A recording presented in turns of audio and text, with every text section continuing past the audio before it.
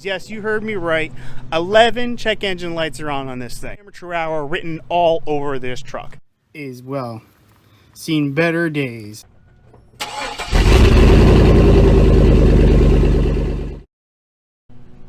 What up, folks? I've got some big news for you guys. Eric got tired of driving his old Buick Park Ave that's all the way down there in the corner and decided that he needed something more fun to drive, more adult, bigger, meaner. So you'll see I got some plates here, but I was left unsupervised on the interwebs. So I'm not sure if I did something right here because I kind of just hot pulled the trigger on this bad boy. So we're going to show you what I bought. 2001 GMC Yukon. Now it's got everything I've been wanting recently. It's got the 7 seats, it's got leather seats, air conditioning, heat, all the good stuff inside that you got to bore you guys to death with. But the extras that she came with is 11 check engine codes. Yes, you heard me right. 11 check engine lights are on this thing, and I will screenshot all of them here. Ta-da! Yeah. So this. I got myself into a whirlwind of a mess here. She needs a lot of work, a lot of love with the monkey in the toolbox because it's got amateur hour written all over this truck. And just as a small start to show you some amateur houring, we've got just some weirdly oddly painted spots here. The blue caution fan, electrical box went there, I guess, with nail polish, and decided you wanted to make it all pretty. Then I love you got some duct tape holding the mass air sealed shut. And let's see, we got some duct tape over here holding the good old mirror because he smacked it, probably couldn't see because he got these heavy front tints on there. And then he's got stupid planes, please go away, every time. Waiting. We got some good classy vinyl everywhere on this truck. Got gold brick or blessed, if you can see that one. Then it had, which I'm in the process of starting to size up here, a turn down right after the caliper converter. So that's what every person wants. A louder than an airplane truck. So yeah, just got a lot of little fun things I gotta fix and get going. Biggest is gonna be that to make it run. It doesn't run great right now. I'm assuming that's because of the knock sensor that's you saw in the previous of my scans. So we're gonna rip off the upper intake and get underneath there and start repairing some stuff. At the same time, I'm gonna throw some new spark plug wires and spark plugs in there and just get through all the check engine lights, and hopefully this thing kind of lights up and comes back to life. So let me get to doing the intake and then we'll move on from there. Alright, for you, just a little update here. I've gotten some of the stuff off the intake, throttle body off, some of the cover plates. It's loosening things up, but for any short folk, word of advice, have ever stupid plain amateur hour. Come on, go fly somewhere else.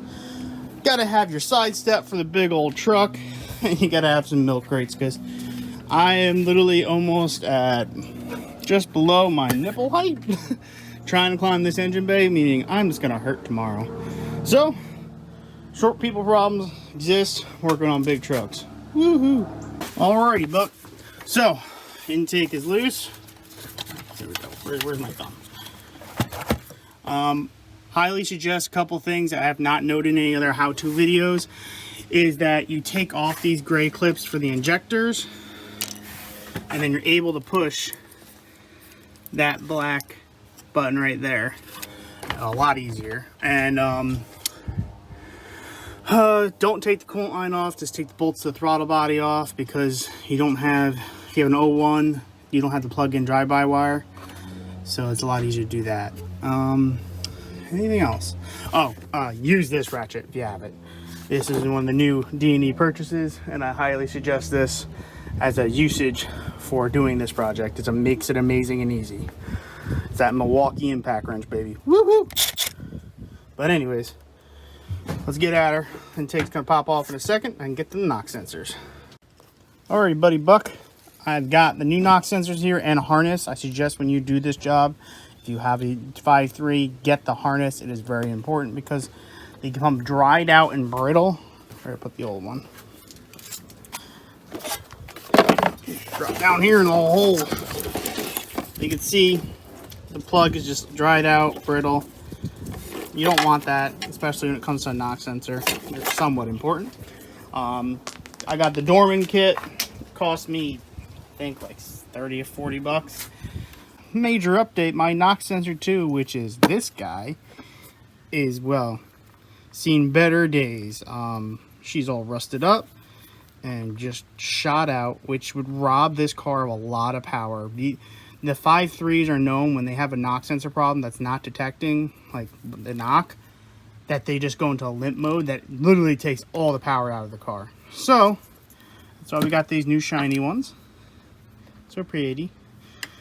And this is the other one. This is bank 1. And she's not too bad. But to stop water, rust, stuff getting in there, making my sensors do this, I'm going to be putting silicone around this little red RTV. A lot of people say the service bulletin says to put a bead right on this edge here. And it's time to put the new sensors in and get going. When you put the new sensor in, you torque them down to 15 foot-pounds, and then the intake's a whole bunch of other inch-pounds, which I'll get to later. Buddy buck you, I am done with putting the knock sensors in. Got a couple small bolts on top to tighten up. Those gray clips I mentioned in the beginning on the fuel injector, these guys are very important. They actually lock them in, don't lose them. And they're very useful getting them in and out. If you pull them the right way, they lock in right when you push them down. And when you pull them up, they actually unlock the clip so you can just pull straight up. Otherwise, I suggest you get in the engine bay like I did. I was sitting right here and just doing the last bit of work, make sure everything's seated down correctly.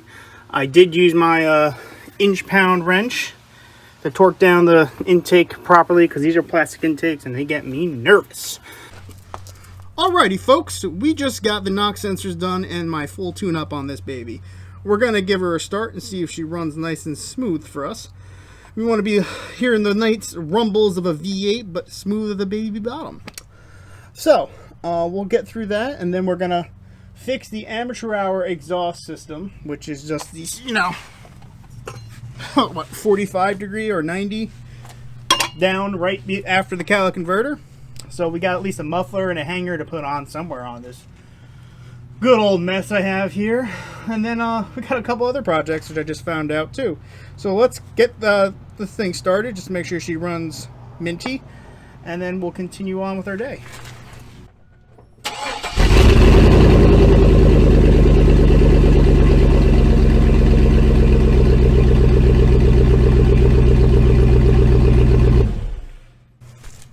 Well, folks, she runs better than an old man on Viagra.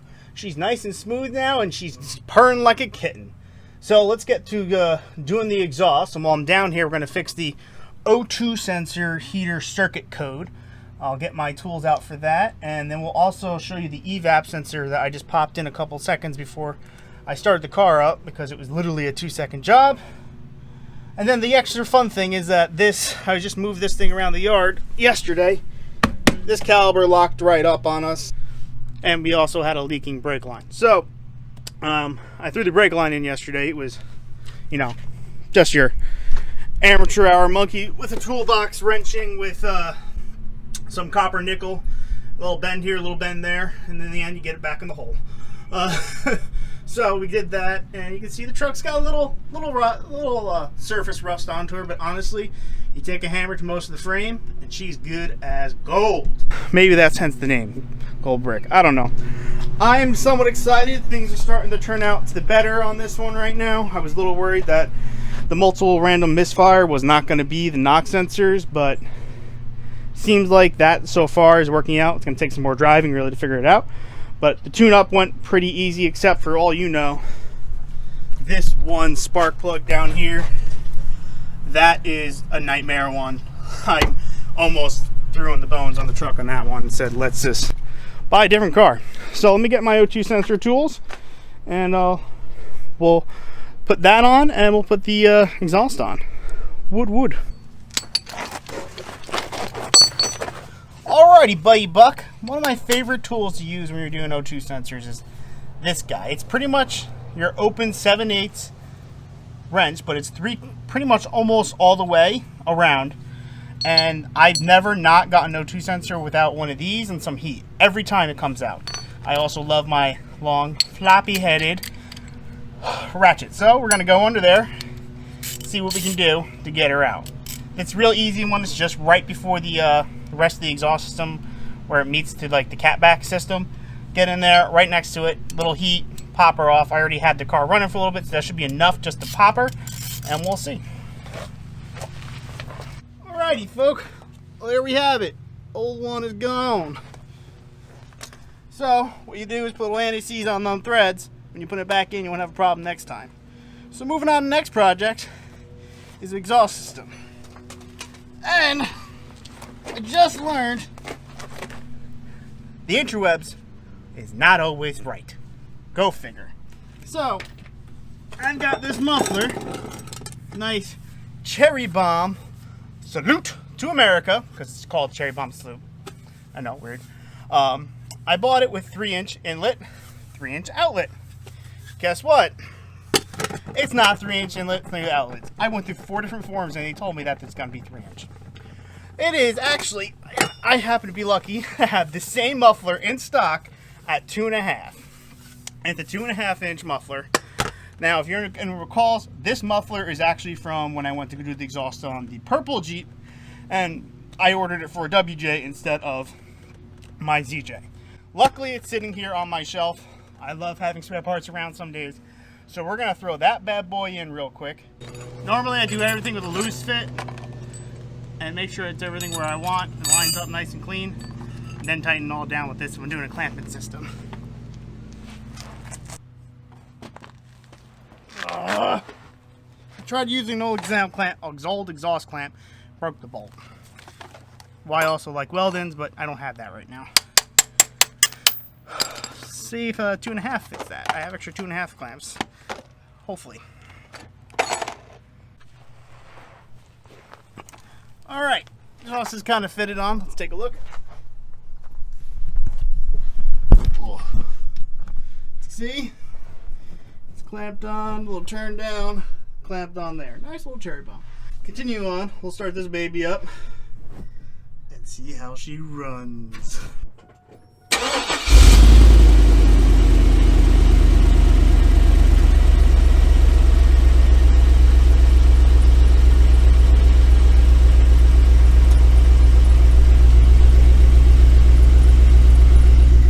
A little loud still.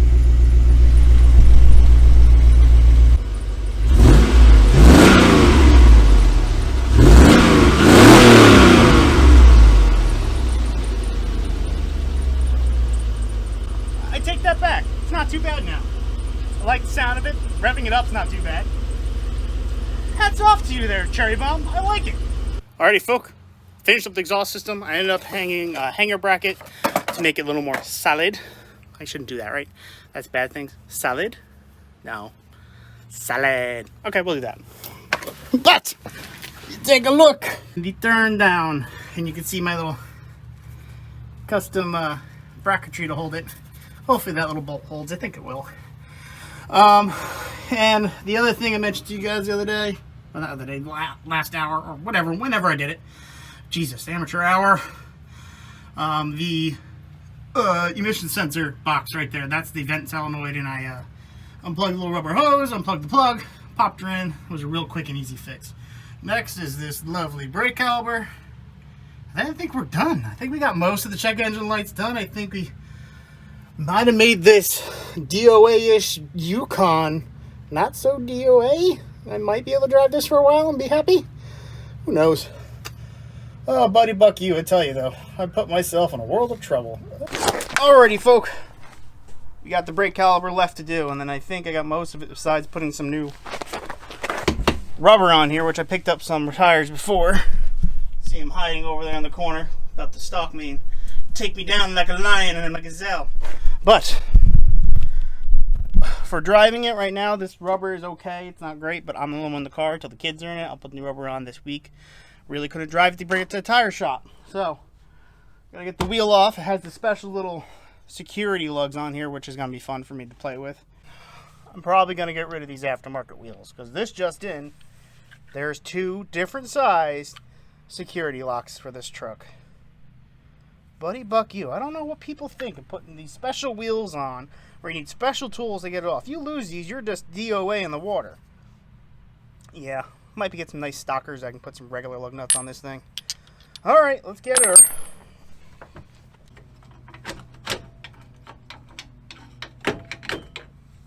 Oh, that was a lot of work. Well, not too bad. Oops, didn't mean to drop that.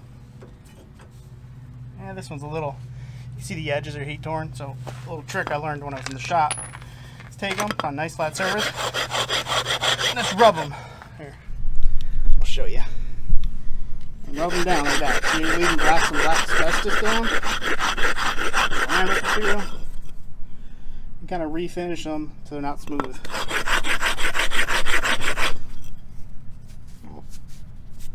Yep, nice and grilled. You can see the difference.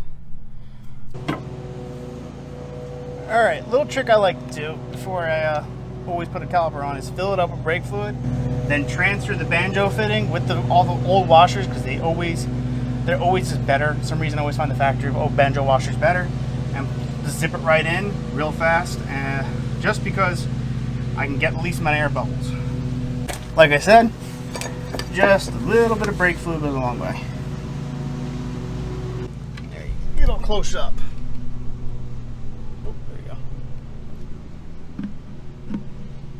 The recent way I've been bleeding my brakes is using gravity bleeding, because usually it's only me out here in the yard. So I opened up the brake fluid reservoir, and I'm going to crack the bleeder. Watch the crack.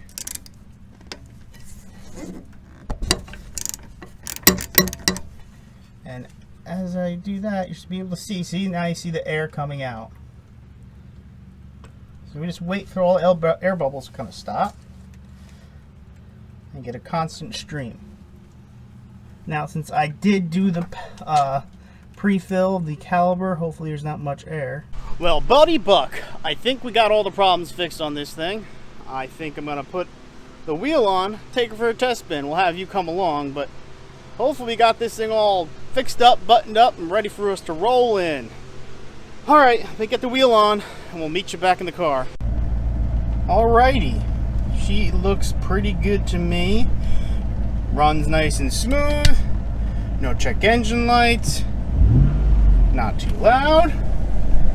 Good pedal. Feels pretty decent to me. I might have to bleed it one more time. But let's take it on a drive. For any of you that don't know, this is my first big truck. I used to have a S10, and well, it was good. I loved it. But this is the big boy toy. Like I said before, interior's nice and clean. Has low miles, 137,000, and it would only cost me 1,500 bucks. I'd say that's a pretty good deal. I was a little worried there for guys, a little worried for a while, because I won't lie, 11 check engine codes, that's a lot. That's not a little bit amount. So take her on her little spin.